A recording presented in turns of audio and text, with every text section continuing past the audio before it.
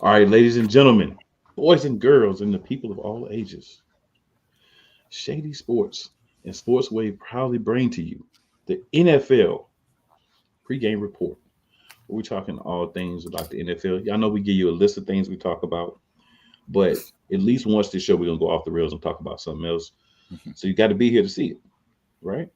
So this is your boy Cool McCain, a little bit more calm today. We're gonna be a little bit chill. It's getting cool outside, so we're gonna be a little bit more cooler inside today, right? At least for now.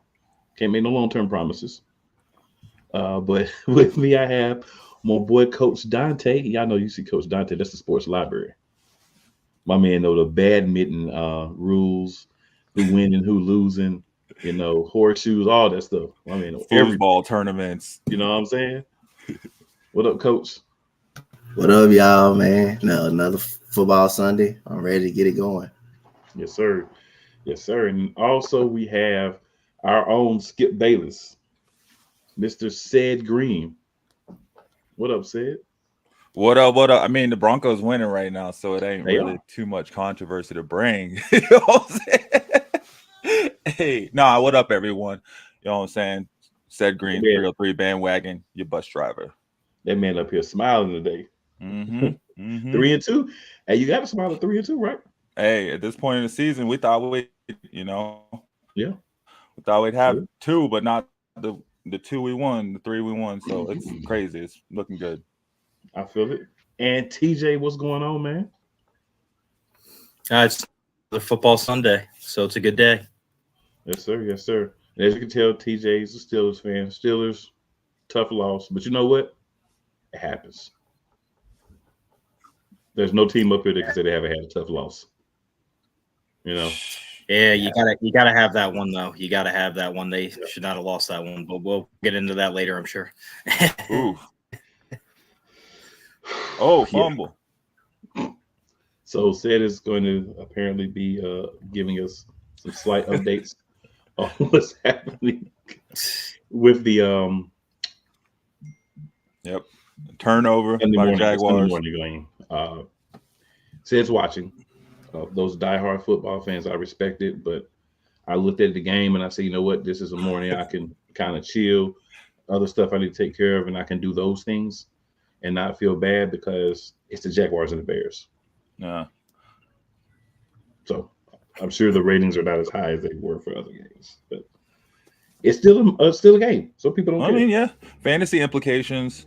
There's some good score, some good points going on. Yeah, right now. unless Etienne scores, it does nothing for me. I don't know what he's done. Yeah, but him. I think I might have Bigsby playing in one league just because the Jaguars' offense is not looking the best right now. They got 3 points. I mean, those two guys, and I feel like they was going to do it whether I was watching or not. So there we go. But guys, let's do a little different today. Anybody have an opening thought they'd like to give before we even get into everything? Well, I mean, just watching this game, I mean, it is good to see Caleb Williams looking more comfortable in the pocket. Mm-hmm. Seeing him do things that he did at USC, he's starting to be able to implement those. So, I mean, I'm just carrying that over. I'm hoping to see, and we'll get into it and talk about it, but I'm hoping to see, that the Broncos are going to allow Bo Nix to open up and play from his college game as well. I don't know. Just my thoughts. Well, I'm going to say this. Look like the Raiders and both Raiders and Panthers are in purgatory. The only difference, the Panthers are worse. They're worse a team. I mean, both of those teams, continues to make the same goddamn mistakes every single year. Continue to draft wrong. Continue to have bad organizations, bad management up and down. So that's why those teams would never be a threat pretty much in the NFL. And it seems like, AP, the team vouched for Antonio Pierce over there, and it seems like he's losing a little bit of that locker room. It seems like players out there making business decisions. If you got players out there making business decisions on the football field, and you come out immediately and say the guys admit yourself, the guys are making business decisions, then you may not have the respect you may not have the respect as in the locker room as you as everybody else say you have as they wanted you back. and the Panthers just continue to do wrong, just continue to make the bad decision. CJ Stroud clearly is the better quarterback. Is the better quarterback than Bryce. The quarterback than Bryce Young. Look cool laughing about that. Me, he straight up said that. And again, Andy Dalton is out there with the same talent, same receivers that he has, same offensive line, and the team can all of a sudden move up the football field. But other than that, the Panthers are just a bad organization. Overall, they're just a bad football team, just a bad organization. So those, two teams continue just to draft well. Tyree Wilson for the Raiders have not panned out at all. He has not panned out at all. And then the Wilkerson, the one guy that got paid from the Dolphins that big money, he gets hurt on a freak accident on a player just jumping on him by celebrating. So again, both of those teams are just in purgatory mode. And that's my thoughts for this morning. I do. Hey, I want to say I saw something. I think it was yesterday, or the day before, what the Raiders came out. Devontae Adams might want to stay now that Aiden O'Connell is starting. I mean, I don't know if it'll change like their trajectory, but I feel like that's probably good for their future if he does want to hang around. And that's another thing that they messed up on earlier during the season. He did want Aiden O'Connell to be the starting quarterback. Now Antonio Pierce messed up that situation. Yeah, why do you have Minshew in?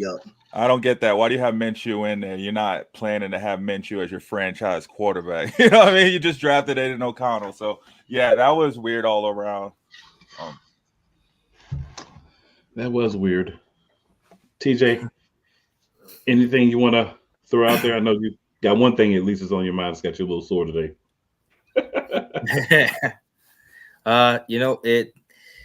They had a good run, but now the truth is coming back out. The Browns are back. So no matter how bad the Steelers do, at least the Browns are the Browns again. They're stuck in Deshaun Watson hell. Salary cap wise, that really hurts them too.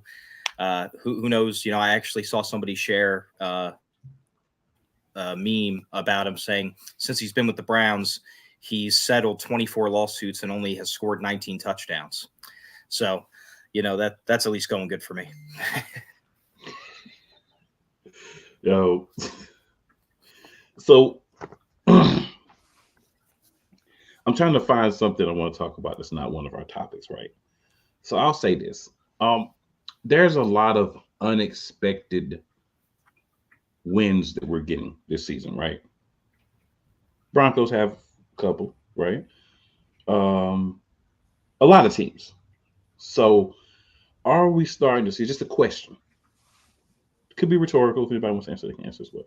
Are we starting to see a little bit more parity in that some teams may be really good, but there's teams that always have your number? Like for instance, for the Philadelphia Eagles, if I see the Seattle Seahawks, I'm like, fudge. If I see the Tampa Bay Buccaneers, I'm like, fudge. These are two teams that we don't seem to be able to beat, no matter how good or how bad they are. We lost to Seattle last year to their backup quarterback. And this is every team, right? Every team has at least one or two teams. It's just like, we just don't ever match up against this organization. It's something about this organization and how they do things that just doesn't work for our team. So I'm excited to see the upsets continue. It makes picking a lot harder, but it makes the games more fun. When you had the Giants go out and get a big win against the Seahawks, right, that nobody expected, and so many other games, it makes the game more exciting for casual fans and for those of us who watch, and also those of us who play fantasy that may have to play guys like Wan'Dale Robinson and Danny, we'll call him Nichols at least now, because of bye weeks. So, it's fun to see. Mm-hmm. I enjoy it, and hopefully it continues. And I will say this game over in England today, there shouldn't even be a favorite. It should be like even. Yeah, but isn't that the point though? I mean, it's the NFL. Like, from a team standpoint, yeah, like we don't understand why it's like a parity and why, like certain you can't do that. But from the NFL standpoint, this is what they want, right? Like they want teams to be able to come in and upset other teams. Like all these players are getting paid millions of dollars or whatever it may be. All these franchises are worth what they're worth. And that's the goal for it. Like, I mean, I think for the longest we've seen some teams that seem like they couldn't win and now it seems like they're winning games, you know what I mean? But I think that's the goal every year from up top at the NFL is to have, those certain upsets happen and have that thing. So it's like, oh shoot, any given Sunday, you never know what's gonna happen. So you're always tuning in, even if your team is, if your team is 0-5 right now, you still expect something can happen, something can change. Right? Yeah, unless it's America's real team or the NFL's real team, because you don't do that against the Chiefs. Oh well, yeah. Yeah, we come here Now, looking for the yeah, it Chiefs. used to be the Patriots, right? Now it's the Chiefs. Yeah, don't do Like, that. who will it be next though? What, the Texans? It depends on how long it takes the Chiefs to not be the team. That depends on Mm, who it is next, mm. right? Because Okay, like that Jordan LeBron effect. they normally ride with the same guy throughout. So it'll depend on who's still here once Patty Mayo is done with his thing. What's up, Key? Thank you for watching, tuning in with your peoples. We appreciate it. And if you ever had opportunity, there's another spot up here. Just saying. Just saying. All right, fellas. Ooh. Time to roll into our first topic. So, Robert Saleh, head coach, New York Jets, no longer. So, first head coach domino has fallen, and that's Robert Saleh. So, 2-in-1 question for everyone. Your thoughts on Robert Saleh, and should he have been fired? And your why not? And also, now that that's happened, who's next? Because the door has been open, right? Whether you agree or disagree, the door has been open. Nobody likes to be the first team to fire their coach, right? You're not anymore. The Jets took care of that for you. So Yeah. who's next? So, Sid, I feel like you are chomping at the bit. So why don't you go ahead and give us some of the good Skip Bayless thoughts on this, sir? Well, I mean, I thought it was funny that how the reports came out. I mean, at least how I saw him, it came out that he was fired, and then it came out that he was thinking about firing Nathaniel Hackett. Like he was like thinking like, oh well, if I would have fired him, I wouldn't have gotten fired. But either way, and then it comes out that he was escorted out by security. So it sounds like they were ready to get rid of him. They were trying to, they were looking to see what was going to happen this season. I mean, he had an amazing defense over there in the Jets, and we thought they missed the playoffs because they didn't have a quarterback last season, but then they get Aaron Rodgers, and I saw something, he had like the same record as Zach Wilson, so it wasn't much difference, and I feel like the defense kind of regressed this season. They weren't as stout as they were the season before.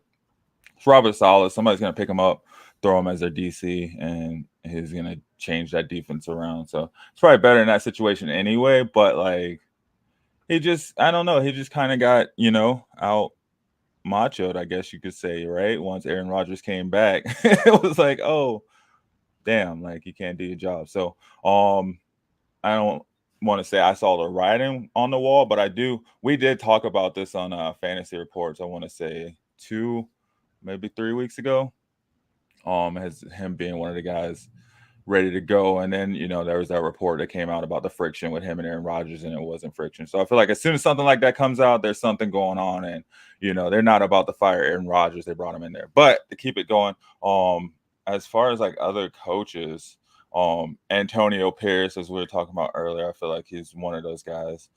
Just because the Raiders are gonna Raider, instead of maybe trying to see it through or get it right or build it up, they're gonna all these they're gonna hire someone. It's what have you done for me now, league. So you try to get someone in there to get it, and magically they'll get it right. I feel like Doug Peterson over in Jacksonville, that's one. I feel like we kind of talked about that on here, especially depending on seeing how this game goes. Like you said, this game is probably a battle of attrition, right? Like, and this is their second home, right? The London Jaguars, and they're over here getting dusted by Caleb Williams, the first Chicago rookie quarterback with 3 passing touchdowns. He's over here running, for 20-yard gains, joking dudes right there at the end zone. So, I think this might be his Doug Peterson's last hurrah, quite honestly, and maybe not just because they're overseas, but I could foresee something coming out this week, depending on how this game goes. And they're sitting at 3 points right now, with 11 minutes left in the third quarter. And then Mike McCarthy over there in Dallas, right? Like, I mean, we all had high hopes for Dallas over there, right? Like, well, none of us had high hopes for Dallas, but I mean, Dallas had high hopes for Dallas, looking at the division they're in, they felt like they've been in it right there with the Eagles, right? They felt like they should be there. I don't even know the last time they won a playoff game, but that hasn't changed. No matter the squad they got, they had squabbles with their quarterback in the offseason. You know what I mean? Like, they got a squad over there, and I feel like given on any other team, like, those guys would probably have a really good record right now. It's just they have a lot of unnecessary controversy, and it starts with Jerry Jones, right? But he's not going to fire himself, so I feel like Mike McCarthy is probably on the outs. Depending on how they do these next couple weeks, maybe not during the season. Just because of their Dallas pride, but definitely see somebody going if they don't make it past the first round of the playoffs this year.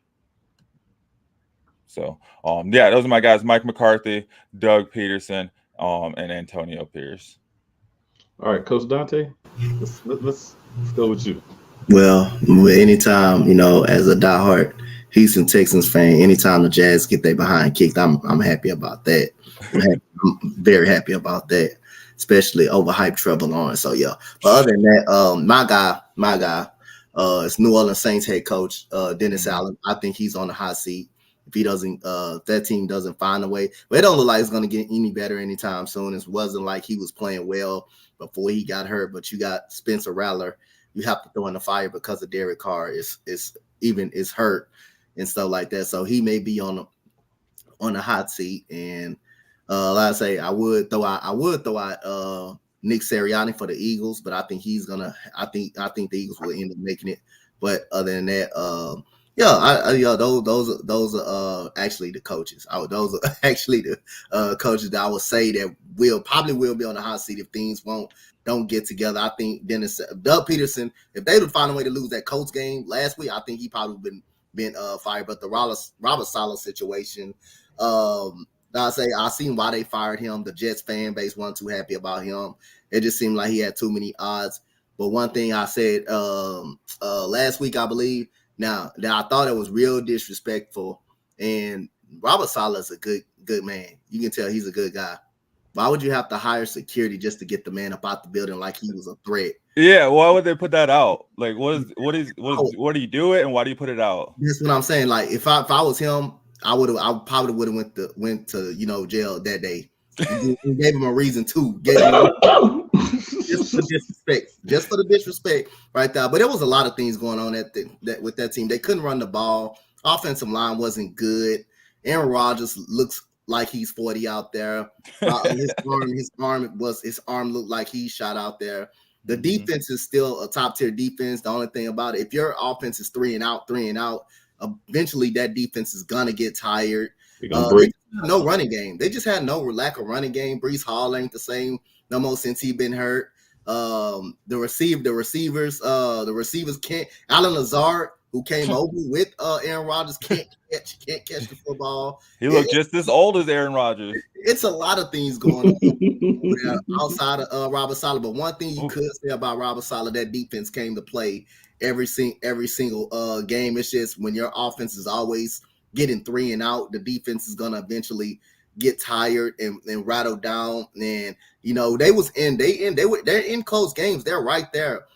And the thing with Hackett, yes, that's Aaron Rodgers' boy. We seen what he did over there in Denver. This man literally had to hire a personnel coach to help him manage timeouts, help him actually manage a timeout over there in Denver. That's how you knew he couldn't be a head coach with the squad over there. And the play calling is just horrific on the offensive side of the ball. So it's a lot of things went on outside of Robert Saleh. I would have gave him probably the full year. And then if you want to excessive, you could fire him. But it is what it is. He had too many odds against me. He had the fan base. Plus, you had Aaron Rodgers against him that wasn't a fan of him. He's a big fan of Nathaniel Hackett. He had that going on. So he had just too many people He had just too many people that couldn't stand it. But yeah, if I was Robert Saleh, yeah, I would have probably went to jail on that day for that because that made it seem like that man a threat. I thought that was uncalled for. You didn't need security to get the man out. You didn't need that. TJ? I kind of feel like Robert Saleh, he was unceremoniously let go. You know, you look at the records and the standings, they're one game out of first place. You know, I mean, it just, and I mean, in my opinion, if anything, if he was going to get fired, it was going to be during last season or at the end of the season with everything that went on, you know, with Aaron Rodgers' injury. But to do it this season when there actually is a lot of hope and promise, I mean, it just seemed weird to me. Then, you know, again, as it's already been mentioned, reports came out that he was walked out with security. He wasn't given the option to say goodbye to his staff or players. He was just straight out the door. That sounds like there was some kind of weird little vendetta or something for some reason. I mean, that just sounds way intense. Never heard that kind of disrespect happen, especially at the NFL level before. So if I was Robert Saleh, I saw his very nice statement afterwards. He's a better person than me because I would have blasted the Jets, you know, in my I opinion. would have too. Yeah, I would have went out. They would have had to take me out. Security would have really had to take me out. Yeah, I'm going to coach for the Bills if I'm him, and I'm smashing them every season. Yeah. But for you know, for coaches that I think are also on the hot seat, Doug Peterson is the main one that comes to my mind. The only reason that it probably won't happen for at least a couple of weeks is because they play in London again next week. And then they also have a later bye week. So if they're going to try to play the let him go around the bye week game, they have to wait till week 12. So I think that might buy him some time, bonus time, if you will, to maybe right the ship or at least start to look better to make it a harder decision. But I think he's going to probably be the first one or the next one on the chopping block. Another one, I think it's a little low key. People forget about him, but Kevin Stefanski for the Browns. You know, with the way things are looking, you know, they have Deshaun Watson. What's going on with that? They don't have the right quarterback, and you know, it's a story of what have you done for me lately, and it's been back, you know, to losing ways in Cleveland. Yeah. As far as Saleh goes, I definitely agree. I know a lot of coaches may get escorted out by security when they leave the facilities. But what happens oftentimes, from what I've heard as well, is sometimes you make a decision, right, and the key card doesn't work. So you go up to the door, you press your badge doesn't work. You can't even so go then in. The security comes and gets you to take you to get your stuff, and then takes you out. But it seems like in this situation, he was in the building when it happened. You know, he what got I'm saying? hype on him. He got hype on him. And Robert Saleh doesn't even look like the type of guy. Like, you can look at this guy's eyes. He doesn't even look like the type of guy that would be a problem. He looks like the type of guy that just say, "Hey, can I just thank my coaches for being on the staff and stuff, and then I'll get out of here." No, you're leaving, right? He was like, "You need to get Nathaniel Hackett. You need to get Aaron Rodgers out." He started naming fools. They're like, "You got a buddy. Sorry, sir." Yeah, he didn't even look like that guy, right? And that's what's crazy, man. And Jets, you're not a good job. You suck as an organization. So you're sitting here disrespecting people who give you a chance, right? And it's always guys who haven't been a head coach before, because anyone that has head coaching experience knows going there is a cesspool of destruction that you will not last in the NFL. So congratulations for making more people be like, you guys suck. And the only person, again, you're going to get to coach this team is a coordinator that doesn't have another opportunity and at least wants to get coaching experience on their resume. Eric You guys Bieniemy. are Bush League. Well, they're not going to do Eric Bieniemy because he's an aggressive coach, and they scared of Robert Saleh. So you're not going to bring up Eric Bieniemy. You know what I'm saying? We gotta go a little lighter next time. They go. How about this? They're going to have to Triple H it next time. They gotta get the PC principle out there. Well, who do you think is gonna be the next coach of the Jets? I don't want to wish that punishment on anyone. Yeah, I would say like some offensive coordinator of a team that you don't expect to be good that ends up having a really good offense is gonna say, you know what, this is an opportunity. I know it ain't gonna last but a couple of years, but this is at least an opportunity for me to, you know, put coaching on my resume. Now, if they He's ask the me OC where, for I'm the gonna just Bears. say, look, I'm gonna say if they ask me where, I'm gonna just say a team in the NFL in the area. Do I You have to can't name a call him. specific team? You can't speak with them though. I can give you a direct line to them, but I don't really want to say the name of the actual organization. But I was a head Oh coach. man. Yeah. That's how I Shane feel about them. I mean, it's gonna have to be. It's gonna be an offensive coach, I think, Mhm. and it's gonna be a coordinator because I don't see any actual guy that's been a head coach before going there. What I about like a former head? Oh my I bad. Go gotta, ahead. I gotta. It's two candidates that could be head coaches. That's very good offensive coordinators. You got Detroit Lions Ben Johnson Mm, over there, and you got Mike Kafka as well. Two Mike Kafka. no, two offensive coordinators over there. So mhm. look out for those two. Look out for those two this coming season. The Jets may be interested, but I think they do need more of a offensive minded head coach over there. Nathaniel Hackett. I mean, you can say he's a coordinator, but he not looking. He not good. He not too good. His play calling is just unacceptable play calling. But then you got Alan Lazard, who hasn't done nothing since Green Bay but drop the football and get paid, but just drop the football and just get paid. So those are two offensive coordinators, like Cool said, that could easily be head coaches over there. And I think that will kind of help open up that Jets offense a little bit more. I feel like Aaron Rodgers just riding with Alan Lazard because he couldn't get Devontae, so he trying to make it seem like he all about, you know what I mean? So he had to get somebody to ride with him. You know what I'm saying? Yeah, But yeah, like he gotta feel comfortable while he's there. He's got like it's weird. someone Yeah, you that got Garrett he Wilson. You needs someone got to do one. shrooms with. Yep. Someone. No, he needs someone that's okay with him doing shrooms. That's okay with, you know what I mean? Nah. I mean, you're not necessarily wrong. And I mean, y'all have talked about most of the coaches who would definitely be candidates to go. I would say Philadelphia Eagles. Please listen to Coach Dante and us and the fan base. Please, please, That's probably like a season too late, right? please, Yeah. please. I mean, Who would you don't the, even have to. You don't even have to be the first one no more. It's already done. The cherry's already popped. who All would you you got want to them to do is bring just in do it. though? Who would you want them You to could bring in bring in though? a monkey and just have him throw poop at the wall and let the coordinators do their job and we be good. The problem I have with Sirianni, seriously, is you meddle and you don't know what you're doing, right? If you're not a great play caller, you can be a great head coach. But that's because you leave that decisions to the coordinators and you just do Mhm. your thing. You hype people up, you rah-rah, you get the speeches, you wear the cute t-shirts with your little tight pants and stuff, and you do that, right? But when it comes time for the big boys to call plays, you go over there with Big Dom and y'all hang out and chill and you complain to the refs and do that thing. Stop interfering in the offensive play calling. Offensive play calling has to be set up.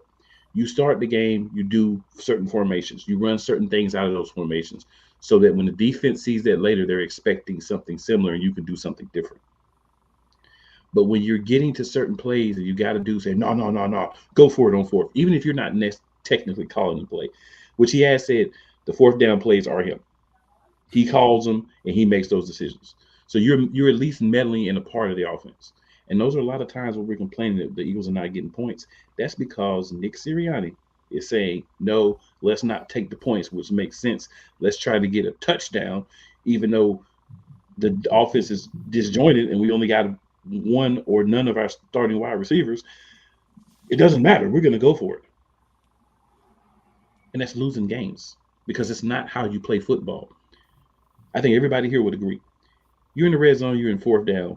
If it's not like 4th and 1 and 4th and 2, or you're not going to use the tush push, aka brotherly shove from 3 yards or less, kick the field goal.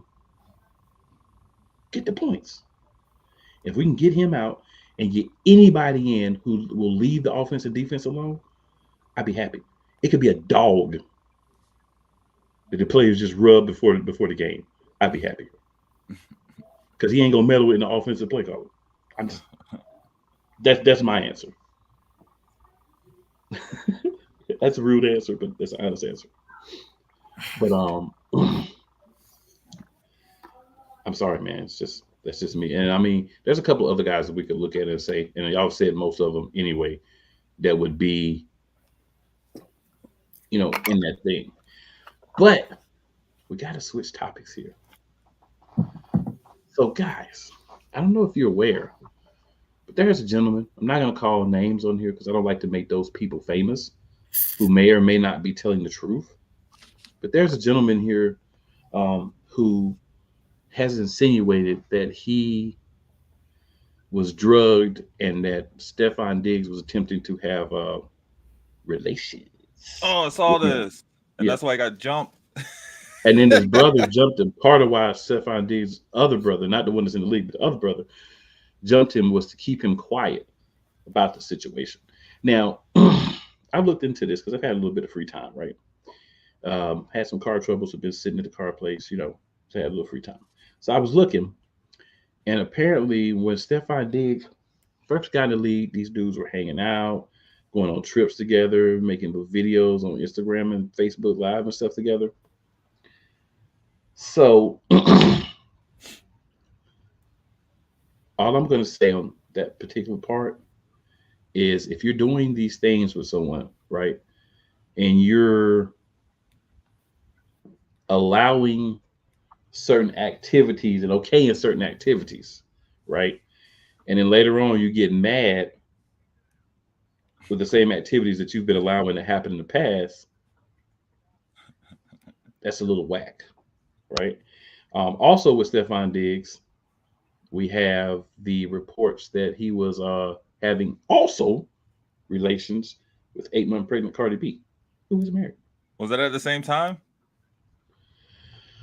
I don't know if it was at the same time, but we're getting both of those pieces of information. My bad, TJ, hit the wrong button there. My bad.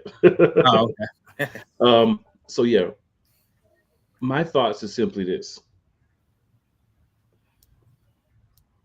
Stephon Diggs, you're a wild dude.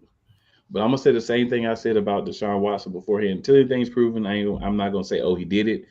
But you start to get these controversies. You're like, well, what's going on? And normally, where there's some smoke, there's some fire, like it was with Deshaun Watson, right?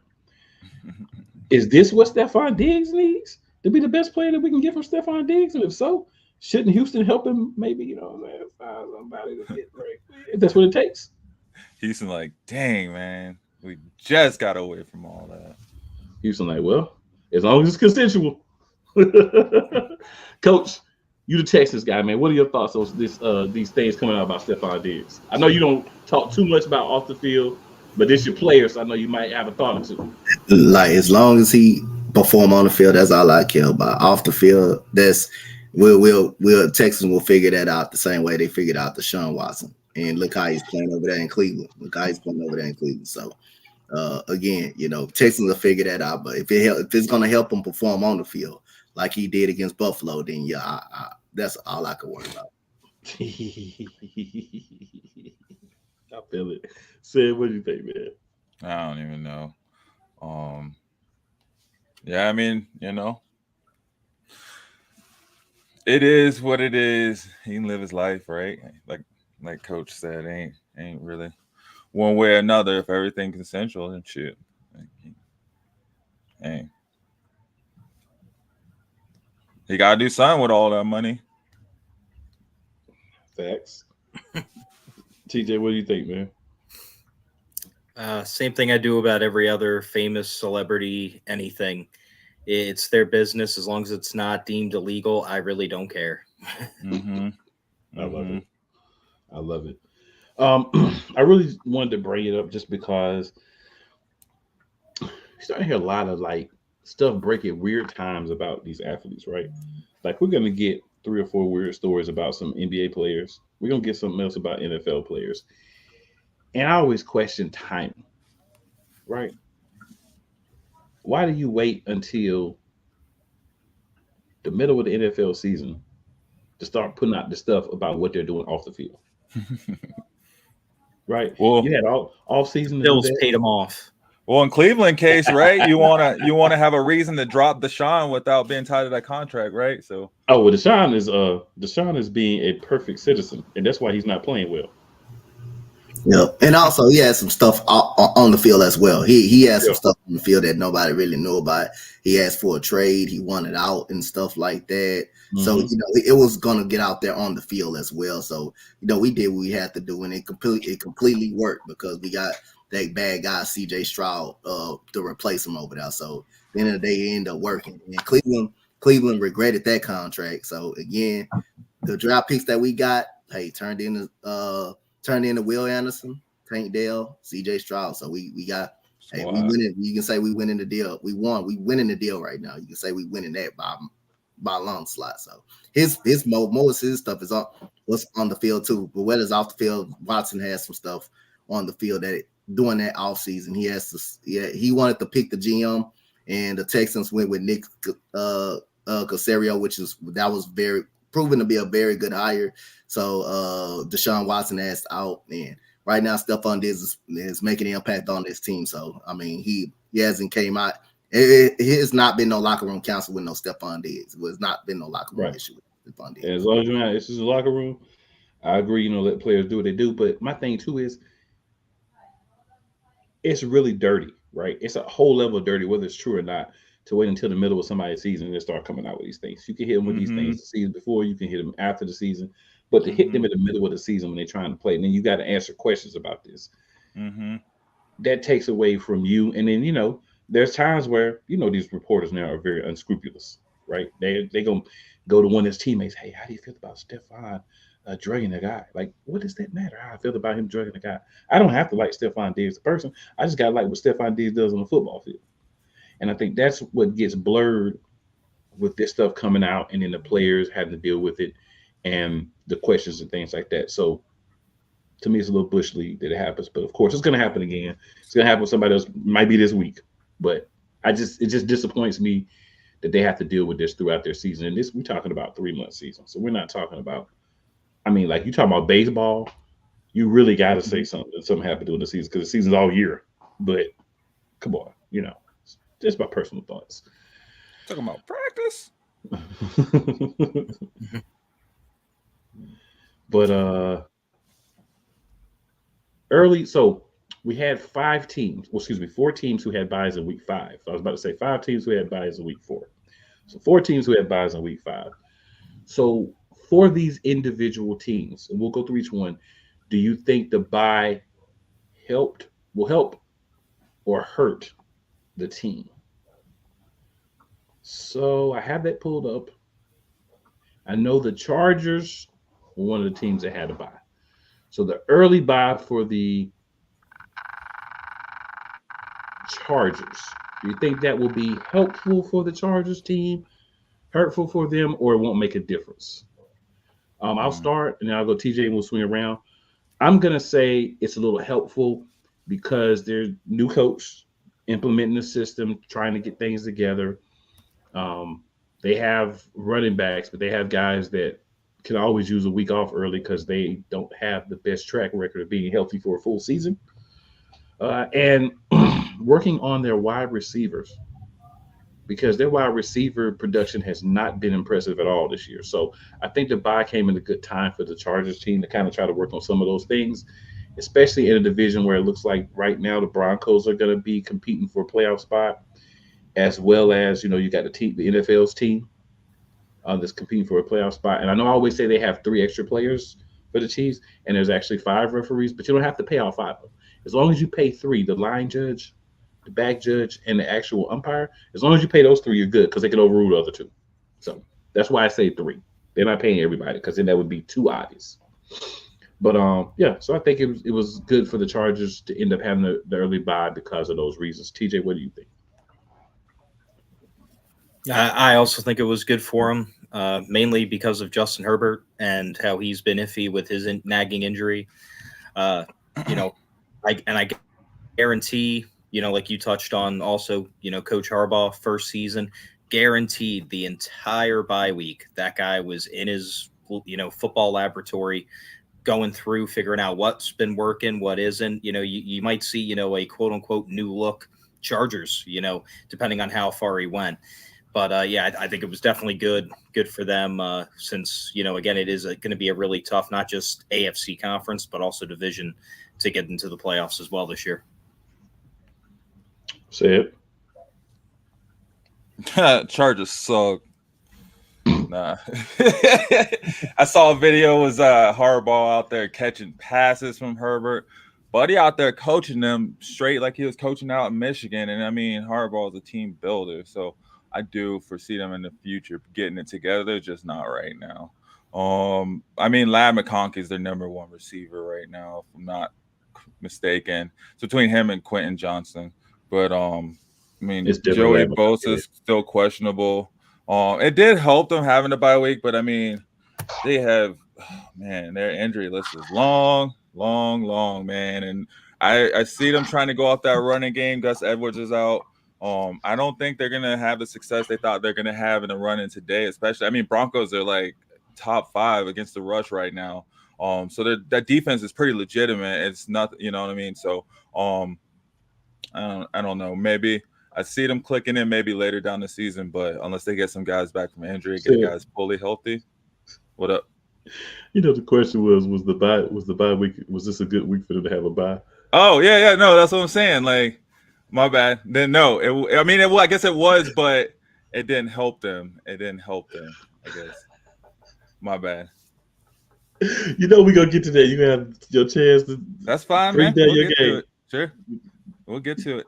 Coach. Well, no, it was not helpful for them. I'm gonna say it was helpful because Justin Herbert injuries, need to get some time to get that healed up, and whoever has injuries, I think this is a perfect time, especially early in the year, to recover, get the injury, get your bodies straight, and it gives time for Harbaugh to game plan more, get ready for his next game. And that also depends on when do you have the bye. I believe they was on a 2-game losing streak as well, so I know they're happy to pretty much have that bye week and make some adjustments, whatever they need to make for their next upcoming game. I got you. So Jay's gaming spots in the building. He says awesome with the fire emojis. What up, Jay? All right. So next team on the bye list, we'll go to Detroit Lions. Detroit Lions 3-1 going into the bye. Do we think it was a good time for the Lions? And let's do the same thing this time. I thought it worked out well. I'm gonna say no. I'm gonna say Detroit was clicking, and them having a bye later in the season probably would have been better for them. I mean, you can't control when your bye happens, right? But I think a later bye for a team that was already clicking at 3-1 would have been better off because it'd give them a chance to rest. Maybe they started to get into the part of the season where you always inevitably lose a few games. Some people already have that, but so I think it may not have been the best time for them to have their bye. I think around like week 7, week 8 would have been better for this team the way that they've been playing so far. TJ, what? I'm gonna say I don't think it makes a difference. Obviously every team that has this early of a bye week, would want one closer to the middle of the season. But, with Campbell there and this team, being really the same core for the most part with just better additions over the last couple seasons now, I don't think they have anything to worry about. They were clicking beforehand. They had an early break. Now they're going to come back and they're just going to roll again. Fair enough. I think it was good for them. They had a chance. They re-signed Montgomery. They gave him an extension. They were able to get that done over the bye week, it looks like. And plus, I mean, yeah, they are clicking right now, but also they are not clicking right now. I think they need to find more ways to get Laporta more involved, get that offense clicking a little better. I mean, yeah, Williamson is going off, but I don't know. Yeah, whatever, my thoughts. I just think it was good for them to sit back and say, okay, well, look where we are. Let's see what we can do, and let's keep it moving. So I feel like it was good for them. I would say it's a good bye week for them. I mean, like I said, then it depends on the timing, how well you're actually playing, and it is a point. When you're playing well, you want to continue to play football. But Detroit is they have I say that TJ said they have that motivator of a head coach and Dan Campbell. Their offense is really well. They just signed Montgomery, so I think it's a solid timing. Especially, it's also a solid time when you have injuries. When you have injuries as well. So, I mean, yeah, I think this is a solid time for them to have a bye week. They will probably be the same team that will come back out the bye and start winning games. Fair enough. All right, and then the Titans. I actually think this was a perfect week for the Titans, right? Because they finally figured out that they need to put somebody else in at quarterback. So to give him a chance to get more acclimated with the offense now, and hopefully he should be starting, right? Because your boy is not good. And I've been saying that like he never was a guy. And when you can have a career backup come in and basically take your job and make your team look so much better, um, that's even more of an indictment when you're looking at a guy like um, the number one pick last year, right? Because at least a guy that has had success in the NFL came and took his job. You let a backup come take your job. So for Tennessee, I think it worked out well. He gets a chance to work with the ones, get the offense down. You should be moving forward with him. So I think it ended up working out to be a really good week for Tennessee to have a bye. Let's switch it up and go the other way. Coach Dante, what do you think? I agree. I think this is a perfect time for Tennessee. Just coming off a win versus the Dolphins too. Got some momentum right there. You have to figure out your quarterback situation as well. With if you want to start, keep Mason Rudolph in now or go back with Will Levis. Pills when you put Mason Rudolph in there, they all of a sudden Tony Pollard just start running the football. I mean, he hasn't done nothing the last 3 weeks prior to playing the Dolphins. He all of a sudden the running game started working. He's not the best of passing the ball, but he does do a very good job, Mason Rudolph, of not turning the ball over, not putting the ball in harm's way. Well, you got the other quarterback, Will Levis, who comes right up out of the gate. First possession of the game, just threw the ball right to the defender, just threw the ball to the green Dolphin jersey. So yeah, this is a perfect timing, and especially for a first year head coach, offensive head coach, quarterbacks coach, and Canahan. I think this is the perfect time to get their bye week, They needed it. Fair enough said. Yeah. So I mean, it looks like it was good for him. I mean, if I'm not mistaken, Will Levis will be starting. Everything I'm seeing Mason Rudolph will be going back to the backup role, but they won't have Jamal Adams. Tony Pollard I like Tony Pollard, man.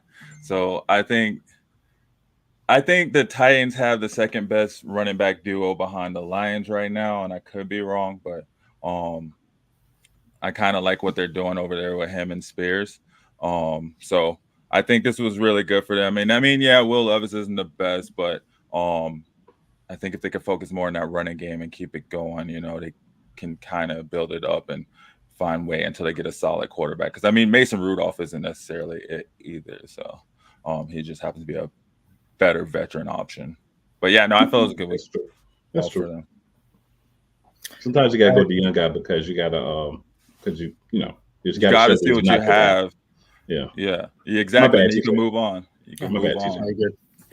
I think it was good just because of the reason we're all saying, with them finally having a little bit of an open quarterback controversy. Mason Rudolph, in my opinion, made the team look better. He got the win.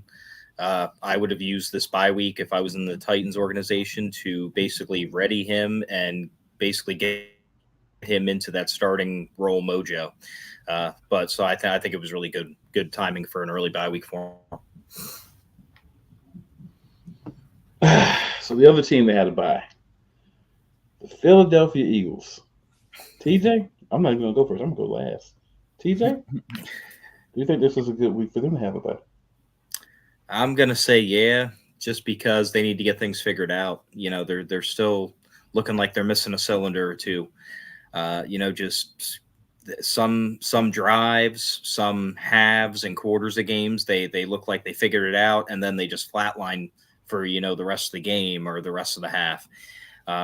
You know, Jalen Hurts, people are starting to wonder, man, is he worth big money, or, is he kind of, a fluke a little bit in terms of superstar status? So I would say it was good, just because anything that can help them kind of stop, take a breath, and figure out a better way to do it is good for them. Especially with, the emergence of the Commanders right now, looking like they're going to possibly run away with the division, believe it or not. Say it. I think it helped them, man. I mean, all season I've been screaming they don't have any receivers, right? Once their receivers went down, now they get their squad back, right? So now you got, you got your Batman, your Robin, or Batman, Spider-Man, whatever you want to call them. You got those guys back with D God over there. So I'm expecting to see some fight. And then you're going up against the Browns, right? Like, they're going to have a lot of opportunities today. So I feel like this did help them on offense get better. On defense, I don't know, like they so I'm seeing my boy Cooper DeJean's going to be starting. I got him in my dynasty league, so I'm expecting him to pick up some experience this season and come out and be one of my defensive back like next season. But yeah, I think it did help them because they got pieces back that they needed back. And you could see, maybe Jalen Hurts isn't that, maybe he isn't that all-star quarterback without his all-star squad, so right now. So I think it'll be good for them, or it was good for them, and we'll see a bit of fireworks from them today. Coach. Well, I absolutely think this is the perfect timing for the Eagles. I mean, you look at how they played on the football field; they looked like they needed a bye. I mean, the Kobe Dean missed 5 tackles. How you miss 5 tackles alone? That's just the Kobe Dean got to be better. The coaching got to be better. Nick Sirianni got to be better. Vic Fangio got to be better, or stop playing so much goddamn off coverage all the time. Where Baker Mayfield was just playing 7-on-7 football, just throwing the ball, and receivers were catching it. Maddox missing tackles out there. It's like guys are not even trying to hit, not even trying to tackle nobody. They're just running back. They're just running away from tackling. And, of course, when you're missing A.J. Brown and Devontae Smith, you got Todd Bowles, who's a great defensive coordinator. He blitzed Jalen Hurts half of the game. So now Buccaneers are playing one-on-one coverage because the receivers is no threat at all when you don't have A.J. Brown or Devontae Smith out there. So they're not scared of the receivers as much. Then you wait till the second half just to give Saquon Barkley a carry, just to give him some carries. You waited probably a little bit too late just for to start running the ball. Instead of the first half, you could have got that going, so it can take a lot of pressure, so it can get all of them guys from Tampa Bay up out of the box. But you waited too long to get that going. Just Baker Mayfield looked way too uncomfortable. He looked like he was a Hall of Famer out there. But this was a perfect timing. And again, Nick Sirianni was saying, "Hey, we need to make some adjustments. We need to make some changes. Well, there better be some changes better be made coming out this bye week, and especially playing the Cleveland Browns this week." I said some numbers to Key, so I'm gonna say it on here. You got 6, 8, you got 6, 7, and 8, and who those teams were? You think the Giants got 8 sacks on Deshaun Watson? You think their defensive line is better than the Eagles? I don't think their defensive line is better than the Eagles. The Commanders had 7 sacks. The Commanders had 7 sacks on Deshaun Watson. Is that defensive line better than the Eagles? No, it's not. Then you had Dallas Cowboys had 6 sacks on Deshaun Watson. So he's a easy sack, and this defensive line got to get it. Start with them too. They got to get pressure because they have not gotten any pressure on the quarterback. You got Huff just out there stealing money at this point. He got to be put in better situations where he can get to the quarterback, as well. So it's overall the whole team, but the coaching's got to do a better job, man. And the Kobe Dean, he got to do a better job himself. You can't miss 5 tackles in the game. That's just ridiculous. So I think this is a perfect time to get a bye, especially playing a Cleveland team that Deshaun Watson is this close of getting on the bench. Really, really getting. So he don't even want to play. So it's no reason for the Eagles to come out and let in and just let Deshaun Watson make it seem like he's an all-world quarterback. But the Eagles will get that fixed. They should be able to get that fixed this coming week. This should be a motivation game for them. So, heck yeah. Let's come to the bye week. Nick Sirianni, STFU. I don't want to hear no more talk from you. I want to see some action. All we didn't hear the whole time you be here is a bunch of phrases. Coach. And the way that you need to coach is that your coordinators do their job. So the bye week came at a perfect time so that you can step back. How about you stop involving yourself with the offense and defense, and you just be what a head coach is supposed to be, and you manage both sides of the ball. That's what we need. Hopefully that's something that's happened in the bye week. Hopefully Kellen Moore has become more assertive in the bye week and say, look, man, you're doing this. This is hurting us. We need to start doing this. Why did they bring in Kellen Moore? That's who they wanted. That's who they wanted. That was their pick. They did it early in the process. This was their guy. So if you bring him in, let him do his job. If you're not going to let him do his job, fire him and get someone to do his job. That's my problem. But the bye came perfectly, as was talked about injuries. Johnny Wilson's back from concussion protocol. Lane Johnson's back from concussion protocol. Devontae Smith is back from concussion protocol. A.J. Brown is back from the hamstring. Reed Blankenship is no longer on the injured list, right? Cooper DeJean now has had some time to learn the position. He's going to be the starting nickel. He saw Riley Moss. He was like, "Ooh, I'm about to get me one of them INTs, man." Sidney Brown, Anaya Smith will be activated. They didn't get activated for this game. They're in their 21-day window. So this is the first 7 days of their 21-day window to return. So we'll be getting Sidney Brown and Anaya Smith back. Smith brings explosiveness at the wide receiver position, and he's a guy you can run in the rounds, fast guy, supposedly a good player in game. Didn't have the best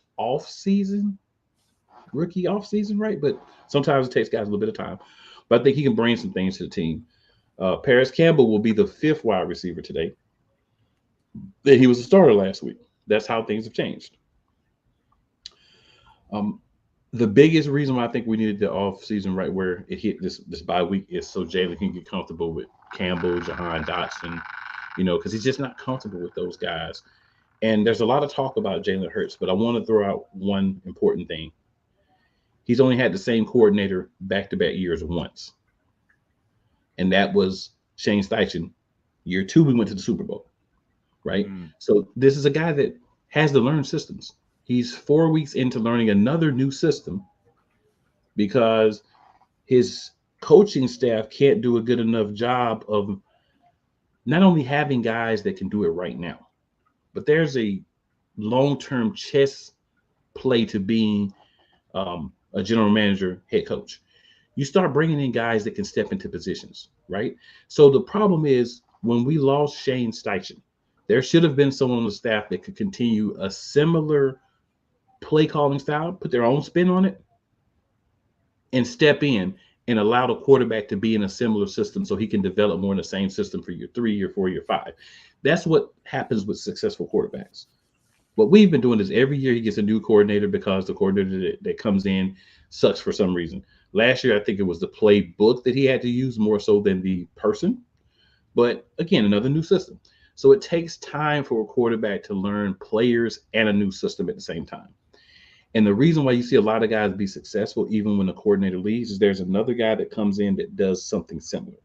You don't ask a guy to come in and play a completely different style of football. Excuse me, I'm thinking of the WNBA, of football every year and still be successful. It takes time. You have to learn the system. So he's not nowhere looked as good as he did that 1 year, and everyone wants to say, "Oh, it's just an aberration." It's just that 1 year, but it's comfort in the system. It's having a synergistic relationship with your OC, with your quarterbacks coach. It's these guys being consistent with you being successful and helping you see things the way that they want you to see them, and then you helping them see things the way you see them so that you can come together. And that hasn't happened yet, and that's why we're having part of the problems. But there is one solution that should be used for that. You take the ball, you hike it, you turn to the right or you turn to the left, and you give it to that dog named Saquon Barkley. That fixes a lot of those problems. And I think Kellen Moore doesn't have a problem with doing that. I think Nick Sirianni wants to win with Jalen Hurts being this great quarterback and making all these throws because he's a highly paid guy and Nick's very sensitive to what people say. So that's why I don't want him in the offense, because I don't think he's looking at it and saying, we're just going to do what's best for the team. If Jalen Hurts is 18 for 18 for 200 yards and we win the game because we ran the ball for 200 yards between the three running backs that we have, we're happy. No, Nick wants it to be Jalen throwing the ball down the field all game. He's been like that since Nick Sirianni got here as the coach. So I think that's a big problem. And hopefully some of those things were able to be resolved because they were able to say, you know what? You got to go. Go sit in the corner, Nick. Go over there with Big Dom and let the dudes that know what they're really doing come out here and play. So that's what I think happened. Or should have happened in the bye week. Let's hope. It's probably just hope. He'll probably come out and do the same stupidity he always does. All right. Then we got the Thursday night football game, guys. Thursday night football. Interesting game. So I'm not even going to give anything about the game. I'm just going to let TJ go. We're going to go around and we're going to talk about the Thursday night football game. TJ, talk to him about Thursday night football.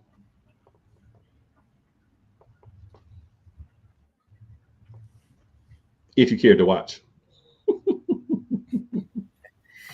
If it pretty much went the way I expected it to go. To be fully honest, I had it on, but I wasn't fully invested, just because we all knew how it was going to go. It stayed pretty, I'll say, mildly interesting for the most part, but then the 49ers just salted it away at the end, and it was over. Seattle, you just got to wonder, are they going to get over that hump? Because they're that team that just they came out swinging, they came out looking good. Then they had that that clunker against the Giants, and now or this week now, we're going toe to toe, and then in the blink of an eye, it was over. So I think the real question is, is Seattle going to stay kind of like a borderline playoff team, or are they actually going to make that jump where you can say, all right, they're a force to be reckoned with? I don't think we're seeing that this year anyway, but yeah, again, we all knew the 49ers were going to win. Yeah, pretty much. Sid? Yeah. First, I do want to say update on this game. Man, Doug Peterson might be gone after. He might be gone after this game. Look the way it's looking, but yeah, no. Yeah, back to that Thursday night game. I mean, man, DK Metcalf is one huge receiver. That dude is giant. I got this theory about the 49ers, man. Like, I guess Kyle Shanahan's just such a really good team builder. It doesn't matter who they plug in at what key position, that person's going to go off in that game. Like, they're going to highlight that individual and they're going to go off. They have, who is this guy? Gorindo? Isaiah Guerrero. Yeah, Isaiah Guerrero comes in, has like 800,000 yards on like 3 carries. Just looking perfect in the offense, to the fact where they're like, well, we don't even need Jordan Mason to come back. You know what I mean? Like, Christian McCaffrey came out early in the week and was like, a report, Christian McCaffrey may come back early November. Then, you know what? He might not even come back. We decided, what I'm saying? We just got this guy for $20.75 an hour, and he's going to run up and down the field on you guys. Doesn't matter who they plug in and play, quarterback, wide receiver, running back, tight end, linebacker, safety. Like, they seem to know what they're doing over there and how to play the players the way that they should be played. And they have like all these running backs just kind of look really similar when they come out. They've had running backs for like the past 3, 4, 5 years. But no, I guess it was just a game where like felt like the Seahawks were shocked, just as shocked as I was, because they didn't expect him to come out and run like that either. Yeah, it was just, I watched it. I watched bits and pieces of it because it was on, but I don't know. It wasn't like it got kind of exciting towards the end. I felt like towards the end it did kind of maybe pick up a little bit, but it wasn't a must-watch game for me. Travis Etienne, you stink. Is he still in? No, you stink. But DeAndre Swift, thank you. He got a touchdown. Caleb Thank Williams you. got 4 touchdowns. He 4. does. But DeAndre Swift got a touchdown, and he has me 23 fantasy points right now. Oof. Nice. Ethan Carter. Oh, yeah. Yeah. Keenan Allen's going on too. See, this Bears team, man, like, And I said Keenan Allen because he ain't been doing nothing. yeah, because they've been doing nothing. You probably don't want to play him again, right? You'll probably be chasing the game like this, like with Juwan Jennings, right? Cole Kmet over 24 points. Gosh, man, like. But that's okay. I took Keenan Allen out for Wan'Dale Robinson. But technically not for Wan'Dale Robinson. Technically, I took him out for David Montgomery. So I'm not really mad. I'm not really mad. I mean, yeah, that's 2 players I wouldn't even think about putting Keenan Allen over, maybe, right? Yeah. So Wan'Dale Robinson is effectively the number 1 in New York right now. And they got to throw the ball to somebody against Cincinnati. I feel like he's the most consistent receiver that you'd look for in fantasy. From Neighbors is a beast, otherworldly for sure, but up and down, yeah. Wan'Dale's been consistent since the beginning of the season. Trevor Lawrence, our boy Bobby, he in the building. What up, Bobby? Hey, Trevor Lawrence sucks. We all know that. We've known that the media won't not allow it, and they will spin this somehow. But Trevor Lawrence right now sucks. Yeah, Coach, what you got for that Thursday night game? Well, I was gonna say the same thing. Trevor Lawrence sucked to be a $50 million quarterback. So, yeah, he looked like he's stealing a little bit. He's stealing and need to be locked up for theft. So, other than that, yeah, for what I saw for Thursday night, I think we talked about this, Cool McCain, on the other show. We did. I'll elaborate it again. No, it proves like. Said no matter what running back, especially what running back comes in that system, it always seems the running back never seems to be actually a problem. But you do got to give some credit to that offensive line, the way they were pushing them guys up the field, the way they were blocking, opening up gaps, for both of those running backs to run. Brock Purdy made some throws. George Kittle got involved in the passing game. Deebo Samuel had over 100 yards and a touchdown. And yeah, George Kittle, had two touchdowns in this game. But it almost seemed like for Seattle, the Lions then broke them a little bit. They lost 3 straight. Their defense has not been good at all. Their defense has been just giving up points, yards. Geno Smith, after that first year, in Seattle, like he's regressing as games going on and on. 2 interceptions, and I didn't think the 49ers defense was a world beater, but I also thought them taking the ball away twice from Geno Smith did help as well, even though that ball clearly looked like it touched a Seattle Seahawk coming off that special teams play. It looked like it touched the Seattle Seahawk, but Seattle's defense, they got problems on the defensive side of the football. They can't stop them run. They can't stop nobody from passing on them. But you just got to give Kyle Shanahan a lot of credit for the way he schemes up plays and the running backs for able to, when the running back goes, Jordan Mason goes down, you're like, oh, they're in trouble. But then Isaiah Guerrero comes in, has 10 carries, 99 yards. After Seattle scored, he goes right down first play, seals the game for a long run, gets to the red zone. So you got to give Kyle Shanahan a lot of credit. And that offensive line get a lot of credit too for the way they played and the way they blocked as well. Yo. I'll just add to that by saying, hey, San Francisco was always going to shake up out of this slump. It was never going to be a consistent thing. Most of the good teams do. Hopefully, my team does too. We'll see. We got a good opportunity, but we'll see.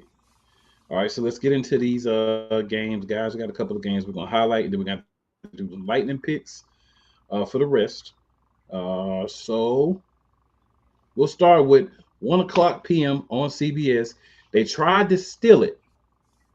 Fox tried to steal it. They tried to steal it for Sunday Night Football as well. And CBS was like, no. They gave him the Timmy Cumbo finger wave. We got the Washington Commanders, Baltimore Ravens. I need a minute to think about this one. I've said some things, but I need a minute. This is the last one. TJ, who you got? This is where everybody gonna judge me on. I have the Commanders, just because number one, obviously I'm a Steelers fan, so I need Baltimore to lose. But also, Washington, I really do feel like their offense is legitimate, and this is going to be like a really, really true test for them going up against the Ravens. The Ravens are also, this is literally a coin toss game. Like you said, this is why they wanted to try and poach it for Sunday Night Football. So I think it's going to be a really good game. It's going to go down probably to the wire. I'm seeing maybe a little bit higher scoring, maybe like 28-24, 27-21, something like that. But I see the Commanders kind of setting it up for the rest of the NFL to take a look and say, hey, they are real. I feel it. I definitely feel it. Say it. You got it. Yeah, man. I probably will be trying to watch this game. This is gonna be a great game. I'm glad it didn't get pushed to Sunday night. Let's just get in and get it. Oh, fumble. I won't be watching this game. I'm gonna be watching this game, but so it's gonna be fun, man. It's high flying. I think we're gonna get a part 2 of Baltimore, Cincinnati from last week. I hope we get that same Lamar. I know we're talking off camera. Cool, Derrick Henry, man. He is the piece that they need. He is like the Saquon Barkley to the Eagles. So, I feel like they're starting to figure out how to groove along and use each other and play hand in hand, because that backup is looking good too. I mean, so Baltimore's third in the league in points in games. Washington's second in the league in points in games. We joke about Washington's defense. Baltimore allows a couple more points a game than Washington at 25.2 to Washington's 23 points allowed a game. So I think it's going to be some fireworks today. But I think Baltimore is going to pull it out, just having a bit more experience maybe behind center. We'll see, though. Coach? I'm going with Baltimore in this game, especially if they get the running game going. If they get the running game going between Lamar and Derrick Henry, I don't think the game will actually be close if they can get the running game, because the Commanders' defense is they're not world beaters. You can definitely pop them, score up on them. I think that will open back up the field for Lamar Jackson. And this will be Jaden. I like what Jaden Daniels is doing. I definitely do. But this is the one true test, he's got with this Baltimore defense. This Baltimore defense definitely flying all over the field. You got Kyle Hamilton, who's one of the best safeties in the game as of right now. Box safety also can cover. You also got Nate Higgins, their rookie corner, who's going to be a stud as well. And plus that defensive line with Matt BK, them can get out to the quarterback and can stop the run. So the only way I can they're going to have to score points. I think the Commanders are going to have to score points to win this game. If Jaden Daniels, if he can find a way to not put the ball in harm's way and, just kind of manage the game a little bit, if they can find a running game, I think they got the receiving core to pop off for Washington and make this a game. But I'm gonna take Baltimore because of their defense and their ability to run the ball with Derrick Henry. If that gets going, it's gonna chew up the clock. They're gonna control time possession, and they may end up running away with this game. But this is Jaden Daniels' true test right here. This is his true test to show if he's a for real quarterback at this point. Mm-hmm. Dang, Keenan Allen is going off.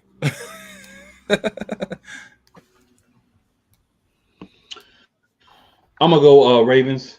I think a lot of what already been said is there. I think their running game is going to be able to kind of give it to Washington. That's going to make them have to come up and try to take that away.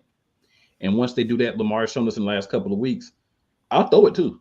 And I'll spread it around now, right? He's kind of made that progression I talk about with Hurts. And any mobile quarterback has to make that progression where, yeah, I'm a runner. I'm going to run the ball. If you give it to me, I'm going to run the ball. But when you take that away from me, oh, guess what? I'm gonna make you pay. When you try to stack the box, when you try to spy me, you take more people out of that defensive backfield. I'm gonna show you what I can do with my arm too, and my accuracy and my ability to read. And he's at that point now. I think we're seeing the best version of Lamar right now. The fumble, he had two fumbles. One he was able to pick up and make a great touchdown throw with. The other he lost. Could have cost him the game, but it didn't. So, I mean, I think he's just playing at a really good level. And Baltimore's defense is not as great as it's been in the past, right? We can all agree with that. But Commanders have some problems in the secondary. They've been able to mask a lot of their problems because they've been able to be a ball control offense, keep the other team's defense on the field, wear them down, and kind of do what basics logic in football is. They've been successful at it, but I think Baltimore can do it a little bit better right now. I think they're going to find a way to win this game. I don't think it's going to be a blowout by any means. It'll be a close, exciting game. But I think Baltimore is going to be able to get the job done. All right.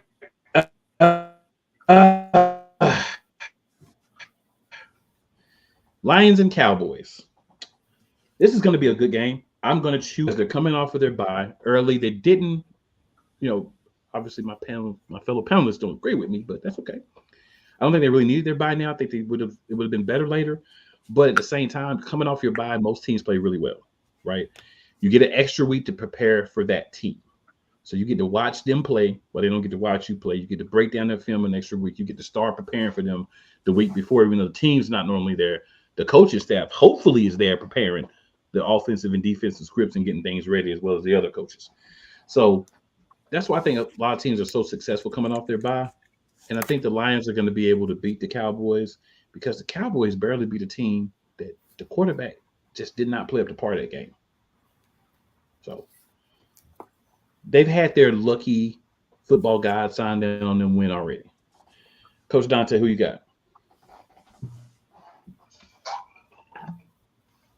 I got the Detroit Lions winning this game. I think it's going to be a close game. I think, just based on what you said, it's true. I mean, you got to wait to look at some extra film. Plus, the Cowboys did not play well against, Pittsburgh, who didn't play well themselves. I think Pittsburgh defense played a hell of a game, but I mean, you can't lose a game, and I'm gonna say this, and it's unacceptable for Pittsburgh. You can't lose a game when you force 5 turnovers. You just cannot lose that type of game when Dak Prescott throws 2 interceptions. The special teams gets a block kick, and then I think you had a fumble that they recovered as well. So you cannot lose a game if you're Pittsburgh like that, and your offense cannot. And then all of the turnovers you got on your end of the field basically, and you could not get the ball into the red zone. And then you also missed the fumble at the goal line.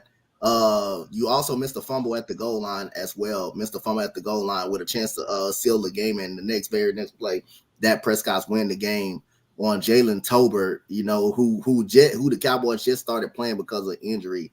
That cannot happen. And then another thing, you have Rico Dowdle finally running the football when the Cowboys could not win. I think that's really unacceptable for the Steelers for the Steelers to have that happen to them. You got to win a game when you force 5 turnovers. You just can't lose a game like that. But other than that, I got the Lions. I got the Lions winning this game. I'm not so on the line. I think the Lions got problems on the defensive side, but also the Cowboys got problems on the offensive side. They got also problems on the offensive side. When you take CeeDee Lamb out of the game, they're not as good when you take him out the game. When he don't have his way, they don't have a running game. The running game just started getting off, unfortunately, against a very good Pittsburgh defense. But again, the Pittsburgh defense played well enough. They played very solid. It's just the problem is you got turnovers, and the offense did not convert that into the point. So and I got the Lions coming off a bye week, extra game plan. Better weapons, and a very good running game, very good 1-2 tandem with Jahmyr Gibbs and David Montgomery. I think that will be enough to again control time of possession, because that's what I'm a big time of possession. If you possess the football and keep that Dallas offense off the field, they could win this game. So I'm going with the Detroit Lions. Say it. Yeah. I agree. I'm going with the Lions as well, just because, I got all the Lions players on my fantasy team, so they better go off. No.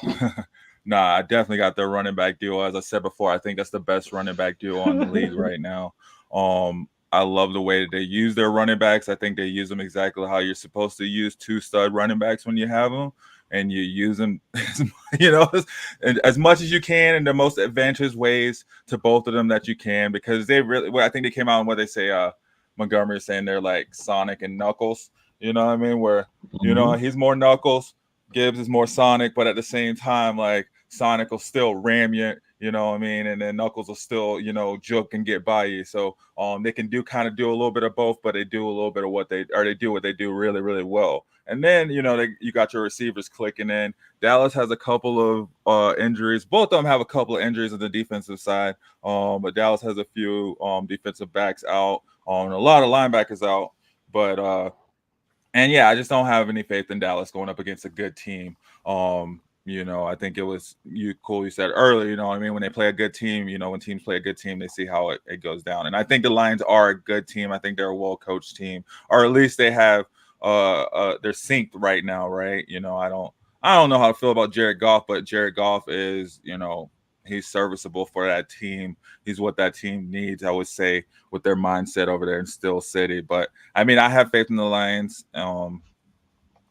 I think they're coming out of the NFC, in my opinion. So yeah, I'm going Lions. Fair enough. TJ, close us out on this one. I'm going to go with the Lions as well. They're coming off a bye week. They're fresh. And Dallas, they got the win against my beloved Steelers, but that's because my beloved Steelers offense still sucks.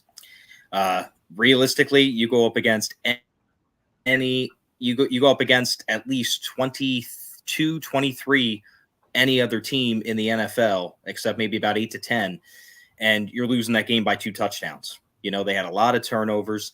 It was just messy play. They couldn't sustain drives, so it should be a Lions win. It should probably be a double-digit point lead and win for the Lions in this game today. Fair enough. So our last game that we're going to highlight is going to be a matchup that one of our panelists here is very intrigued and excited about. We are going to talk about the Chargers versus the Denver Broncos. So, Sid, this is your team. Would you like to go first, or would you like to go last? I'll go first. Set it off. Yeah, like we were saying earlier, man, I guess, Chargers, they got Herbert coming back. He's coming off injury. He hasn't looked right all season, right? Broncos are second in the league in points allowed a game, but the Chargers are first in the league in points allowed a game at 12.5. So it's going to be a low-scoring game. So if you guys are betting, I definitely take the under for sure today. But, I mean, I think it just comes down to momentum, too, and Broncos have the momentum right now, coming off a 3-game winning streak in which each game has been really exclusive in its own right, totally different from the game before it. So, who knows what Broncos team we're going to get, but I think we're going to see a lot of running from both sides of the ball today. And, usually if you're running it good, it opens it up to air it out. So hopefully the Broncos can get that play action going, get Bo Nix going. And like I said earlier, I hope to see him looking, like himself. I hope they allow him to be himself and take the reins off and just let him play without having to worry about, because he's proved that he can just go out there and play, and we're seeing it across the board with these other rookie quarterbacks starting to be able to just kind of do their thing, and you see why they were drafted where they were drafted and why they were said to be what they are. So hopefully Bo Nix can come out and show that. On the Chargers side, I mean, Ladd McConkey and Quinton Johnson are the top receivers, so I don't think Pat Surtain will be necessarily shadowing someone today. But I tell you, man, whoever he does, they're not catching the ball. They're not looking at the ball for sure. Between those guys, they don't have a number one receiver over there. They don't have a solid. And I mean, Ladd's a good slot receiver for sure. He's probably going to get his couple passes inside. But Izzy, though, our linebacker core is looking really good. So, I mean, I got the Broncos coming out of this one and going into a 4-game winning streak, which is impressive and something we didn't see coming. But, I mean, I'm here for it, and I'll take it. I'll take it. All right, Coach, who you got? Well, I'm going to go off the momentum that the Broncos had and pick the Broncos at home. I like their defense. I think Pat Surtain is the top two corner in the NFL. Done a very good, great cornerback. One of my favorite corners to watch, him and Jair Alexander. But other than that, also I'm gonna give all credit where credit due. I think that plus, they don't put too many points on the board, but that defense from the Broncos, has been really legit, especially what they did last week. It also helps because Gardner Minshew and the Raiders stunk up the joint last weekend by throwing a 99-yard pick six. And then, like I say, people claim that they play for Antonio Pierce. Well, they didn't play for him last weekend. They got ran up off the football field. So that's a question you could be asked. They didn't play for him last week. So, man, any questions you got going on with the Las Vegas Raiders, you got your questions because the team look like they kind of checked out. The locker room look like they kind of checked out. Yes, Devontae Adams is going to stay there, but he's still not going to. That doesn't mean he's going to be happy. But other than that, Broncos playing some hell of a football, and Bo Nix can not turn the ball over, not hurt the team with turnovers, and just manage the game. I think the Broncos will be fine. I think their defense is good enough to get them by. And the Chargers coming off 2 straight losses. Justin Herbert is hurt. If the Broncos can get pressure on them and just force Justin Herbert in the turnovers, the Broncos could win this game. So I'm taking the Broncos at home to win this game. I think it's going to be a close game, but I got the Broncos winning. All right, TJ. I have the Chargers beating the Broncos just because I like to see Seth cry. No, just playing. No. Actually, you know what? It is actually because I do have confidence in Denver. And every time I finally accept that a team is really that good and I pick them, they lose. So I'm going to go the reverse mantra there. But I mean, it's to me, it's a coin toss game. It really is. It's going to probably be a closer game. Honestly, if one team scores 20 points or more, that's probably be enough to win it. Just how's Justin Herbert after the bye week? How is the Denver Broncos offense going to continue to develop and open up a little bit more, or are they going to have one of their off weeks that we've seen once or twice this season as well? But close game, but I'm going Chargers. I'm going to agree with TJ, but I will say I wouldn't be surprised if the Broncos do win this game because I do think it will be close. I think it will come down to who has the ball last with an opportunity to win. I think the Chargers are going to do a better job of managing the clock, running the ball, and trying to control time of possession. I think that's going to be where they get their edge. And, of course, as I said earlier, coming off the bye is very important because it gives you extra time to prepare for a team. But I will say I expect a close game, and I wouldn't be surprised if I'm wrong. But just based off my own normal logic, I'm going to pick the Chargers. So, and that's not even a shot to say it. I think they're hanging there. I don't care. Chargers going to charge. So we'll see. And they haven't been charging as much with They're like the Raiders 2.0. They haven't been charged as much with Herbert in the game with Harbaugh. He's been hurt, so that's been an issue. But when he's been playing, they've been fairly decent. All right, so let's run through these games, guys. We're kind of almost over our time anyway because me and everybody doesn't talk too much today. But hey, it is what it is. All right, we got 1 p.m. Eastern on Fox. The Cardinals at the Packers. We'll just go around. I'll start Packers. I got the Packers beating the Cardinals.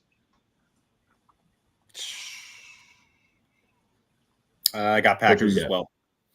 Yeah, TJ, that works. All right, Sid. Cardinals. All right, Coach.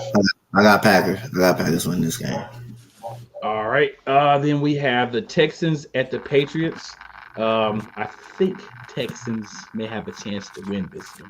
What do you guys think? Texans as well. Slight chance, right? Yeah, just a little bit. Little favor. Drake May starting. That might be. Yep. That might be the X factor, right? Nah, I'm gonna go Texans. I'm gonna go my Texans, but I think this could be a trap game for us in New England. I think it could be a trap game. I'm not underestimating, but Texans should be good enough to. Joe Mixon coming back should be good enough to win without Nico Collins. You'll have a way better roster than the Patriots, but this is a trap game. I'm gonna say this is a trap game. Unless Stephon diddling fools in the locker room, you never know. He don't want those people in the locker room. He doesn't like his colleagues. Yeah. Oh man. Bobby says, just a fun fact for y'all. At left tackle, right guard, and center, the Patriots are the worst in the league. I feel bad for Drake today. Drake London shouldn't be starting.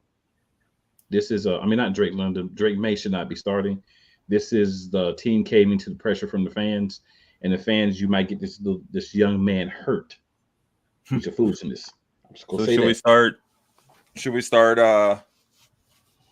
we start the Texans defense then? Is that what you guys are saying? If you have the Texas defense, you should start them every week. True. I mean, this is about you. Defense is legit. Our defensive line got the most pressures in the NFL. Okay. Yeah, so we'll hit it. Got the 3-2 Buccaneers at the 2-3 Saints. I'm gonna go Bucks. Saints are fading. Mm-hmm. I'm gonna go Bucks. I'm going to go with the Buccaneers as well. Saints are kind of starting to flatline after a strong start. That's it. Yeah. Same thing. I'm gonna go Buccaneers. I feel like I said, Dennis Allen's on the hot seat. Coach. I'm gonna go Buccaneers. The Saints stink. Fair enough.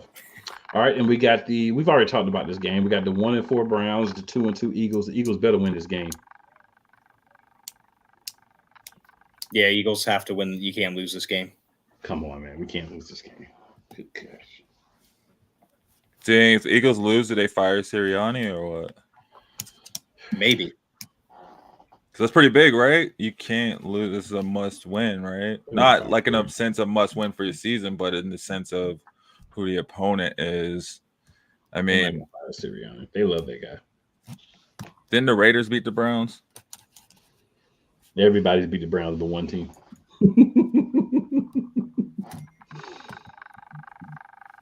And do we remember who the team was who beat the Browns? Who the Browns beat? Who was it? The Panthers? Who beat the Browns? I don't know. No, who the Browns beat? A lot. I don't follow the Browns. Coach. Read that, Coach. Well, a message for the Eagles again. If you think, look at this. 6, 7, and 8. Oh. Again, if you can't get pressure on a sacked up Deshaun Watson in this offensive line, it's a problem. It's got to be a problem in Philadelphia. 6, 7, and 8. That's the sacks that the New York Giants, the Cowboys, and the Commanders had. The Commanders had 8 sacks. 8 sacks. Mari Cooper is already in trade rumors. It look like he's checked out already. Bless him. Big Chubb has been out, so they don't have that much of a running game. There's no reason for this Eagles team to have Deshaun Watson sit back in the pocket and have a free day and a field day just about on the Philadelphia. You got to get pressure on the quarterback. You can't miss tackles. You cannot miss tackles. Somebody's got to set the tone. Somebody's got to set the tone. And this is a game coming off a bye week. You got to win this game if you're the Eagles. Nick Sirianni may not get fired, but a water boy or a towel boy better be fired. Somebody's got to. Equipment manager. He's thinking about firing somebody else. So I'm taking the Eagles to win this game. They better, like Cooper can't say it, they better win this game. 6, 7, and 8. Oh man, they're fired the janitor. You got to get to the quarterback. You got to get Deshaun Watson. He this close from going on the bench. He this close. There's no reason for you to say this man's season. No reason for that. Colts at Titans. I'm going. If Will Levis is playing, I'm gonna go Colts. I have no trust in Will Levis. I'm gonna go Colts. Yeah. Oh shoot. I feel the same way. If Rudolph plays, I'm going Titans. But if he doesn't, then it's got to be the Colts. Then. Yeah, I have more trust in Anthony Richardson than I do. Anthony Richardson's out. It's I'm just saying. I have more trust in Anthony Richardson than I do Will Levis. And if you've heard me, you know I don't have too much trust in Anthony Richardson. I have more in him than I do Will Levis. And worst case, if he gets hurt, you have Joe Flacco come in and just light it up. So it is Flacco today. So Joe Flacco versus Will Levis. So I'm gonna go Colts as well. But I could see the Titans pulling it out with that running game. Turnovers. I'm going to I'm gonna go Titans only because of Michael Pittman is out and Jonathan Taylor is out. So that's the only I reason I'm forgot. gonna go Titans right there. I will go Colts if they were Oh, here. that's right. I'm Yeah. glad you said that. Shoot. Yeah. It's not one yet. Gotta make a switch on my lineup. I Yes. forgot about Taylor. Trey Sermon was serviceable last week in place, and I mean Joe Flacco starting too. Yeah. Another bad decision by the Eagles personnel department. Trey Sermon's not an Eagle. 3-2 Steelers, 2-3 Raiders. I'll make it real simple. Steelers get right this week. The Raiders train wreck. Dang. I'm gonna go with my Steelers. They on paper they have to win, but like we were talking a little bit earlier, the Raiders lately in past years have seemed to be their bugaboo, so it could be an upset win. But I'm gonna go with Steelers. I just want them both to lose. So is there a way for both of them to get negative points? You got to pick one. Oh man, I'm gonna go Steelers just because I think I got Justin Fields playing somewhere. I just dropped him. That's good. Harsh.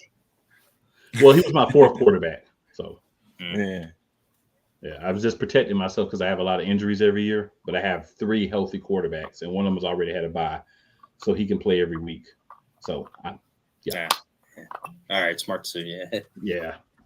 I'm gonna go Steelers. It's not must win for the season, but they need this win, especially the way you lost last weekend. You do need to go take some frustration out on a team that's almost checked out. That's pretty much this close, like Deshaun Watson from checking out on the head coach. And if your team check out on the head coach, then that's a sign the head coach needs to be gone up out of there at this point. Devontae Adams, I don't know if he is playing or not. May not be. Look like he's done with the Raiders. We already know that. Raiders don't have no running game at all. Just like the Cowboys. Before the Cowboys ran over the Steelers, they have no running game. They can't get any running game going.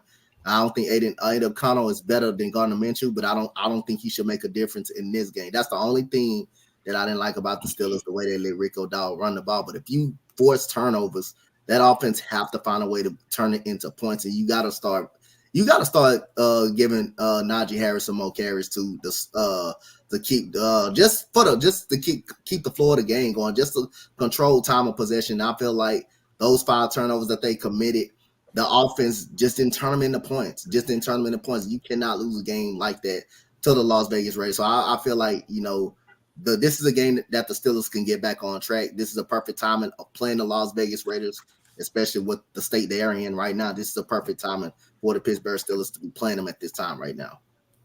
All right, 3 more games to pick, y'all. Yes. 3-2 Falcons, 1-4 Panthers. If you play against the Panthers, I'm choosing you. I don't care who you are in the league. Falcons. That's my rule. Same logic. Falcons. Man, Chubba Hubbard's been going off over there for the Panthers. And they still lose. They still lose. They fell back down to earth. Andy Dalton had those 2 good weeks, and then they fell back down. Yeah, I mean, Atlanta. I'm going to Atlanta for sure. Kirk James. This is a perfect week for you to get your stats up if you're playing the Carolina Panthers. If you're playing that defense, it's a perfect way to get Kyle Pitts involved. Perfect way to get your running involved. This is like a bye week when you're playing the Carolina Panthers. I would have picked up Tyler Algier and put him in. I thought about it. Because they're playing the Panthers. This is like a bye week. This is like a bye week for the Atlanta Falcons. And practice, you just practice on what you need to work on. That's all. It's just like a bye week. So yeah, I'm choosing the Falcons. Yeah. We got the 1-4 Bengals on Sunday Night Football. This is why they wanted to get that Commanders game, because they got the 1-4 Bengals against the 2-3 Giants. If I was NBC, I'd be trying to get another game too. I would have been trying to get the Lions and the Cowboys. I'd have been trying to get the Eagles and the Browns over there. I'd have been trying to get the Chargers and the Browns. Plenty of games. But this is what they got stuck with because you went after the wrong thing. You got greedy. Bengals have to win this game. That's all I can say. Bengals have to win this game. Bengals have to win this game, and the Giants are not that good of a team. They should look like the old school Bengals just based off that. Yeah, the Bengals are too good to have that bad of a record. I'm I guess their defense isn't that good. Maybe I don't know why they suck. Yeah. Eminem versus Danny Dimes, though. I mean, I got Wandale starting somewhere. Singletary's out, so Tracy went off last week, so we'll see how he does in that running game. The Bengals have a solid running game too, so but they're dependent more on Joe Burrow and Jamar Chase. Jamar Chase had like almost 200 yards last week. T. Higgins had almost 100 T. yards. Higgins appeared. My Yeah, fantasy that's what team I'm was saying. rejoicing. With two touchdowns. So I'm gonna go Bengals just because, like, really, are we even? I almost got fooled once by the Giants, man, thinking they were a good team. Like, oh yeah, the Giants gonna look good.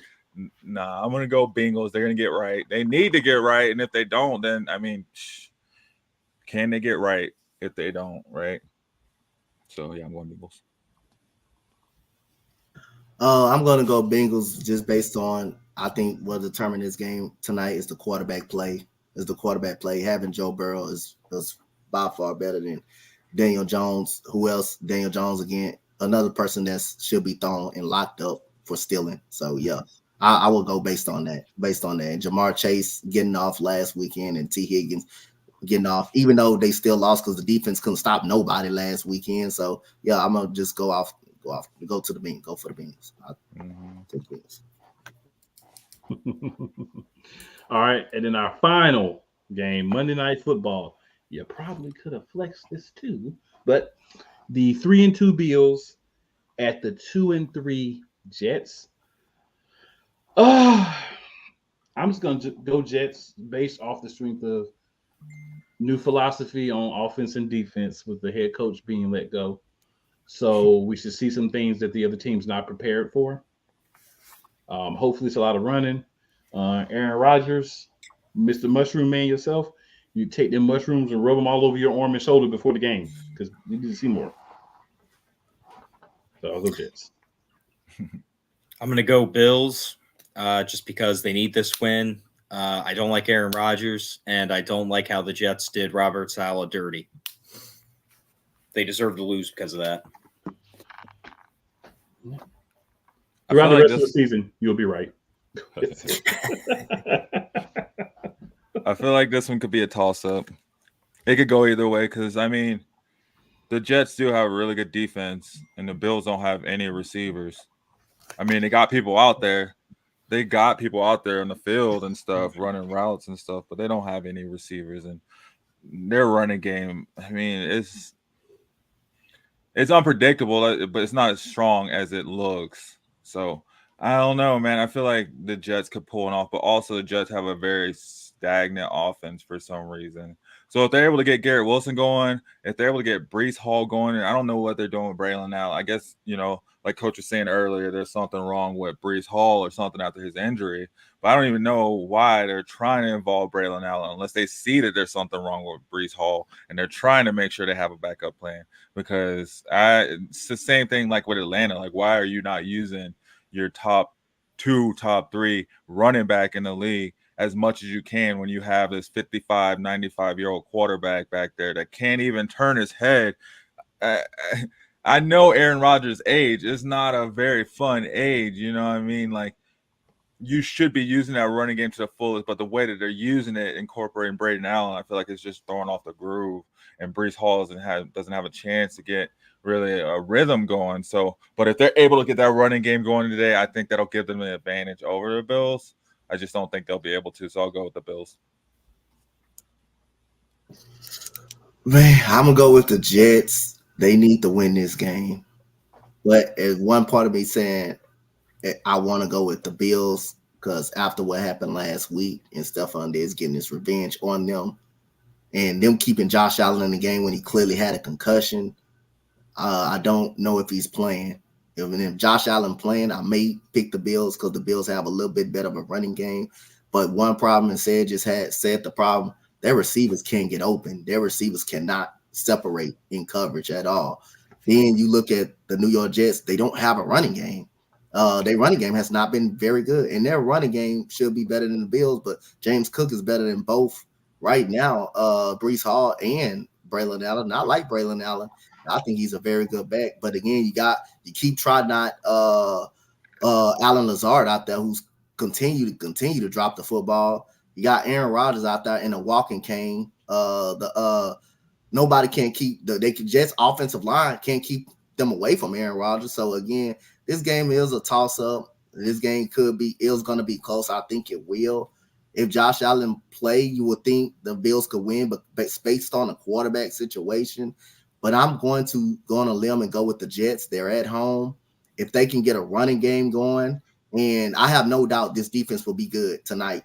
And their secondary will clamp up, will probably lock up that Bills receiving core, because that Bills receiving core without Khalil Shakur as well, even with them, they're not as good. So I'm gonna go with the Jets, but not by much. But they got to get some stability in the run game if they want to continue to control the possession and control the game. They got to start running the football, and that offensive line has to be better in blocking. Quick heads up, Michael Pittman Jr. owners, he is playing today through the back injury. Don't know how successful he will be, but again, he will be playing. So if you're riding on him, if he's one of your ride or die guys, he's playing. Want to throw that out there since I saw that. Peak One Sports says, great show, guys. Appreciate that. Appreciate you watching. Hopefully you're liking and sharing and subscribing. You know that? Sports Wave, Shady Sports, coming together to bring y'all this wonderful sports program. NFL pregame report. Another Sunday in the books. You heard the picks.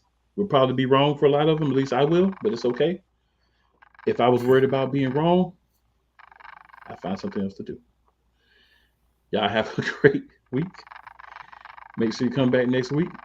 As I always say, man, make sure you tell the people you think are your friends and 4 people who may not like you, so they can come on over and check us out as well.